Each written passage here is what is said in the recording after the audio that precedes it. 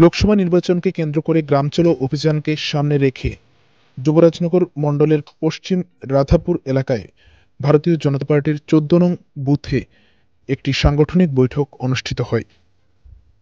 ৯ ফেব্রুয়ারি শুক্রবার রাত আনুমানিক ৮টা নাগাদ উত্তর ত্রিপুরা জেলার ৫৭ যুবরাজনগর বিধানসভা কেন্দ্রের অন্তর্গত পশ্চিম রাধাপুর এলাকায় ভারতীয় জনতা পার্টির যুবরাজনগর মণ্ডলের ১৪ নং বুথে ভারতীয় জনতা পার্টির একটি সাংগঠনিক বৈঠক অনুষ্ঠিত হয়। এই সাংগঠনিক বৈঠকে উপস্থিত ছিলেন যুবরাজনগরের প্রাক্তন বিধায়িকা তথা ওবিসি মোর্চার রাজ্য সভাপতি তথা ভারতীয় জনতা পার্টির উত্তর ত্রিপুরা জেলার সভানেত্রী মলিনা দেবনাথ। এছাড়াও এই বৈঠকে উপস্থিত ছিলেন ১৪ নং বুথের বুথ সভাপতি, সম্পাদক সহ বুথের সকল কার্যকর্তারা।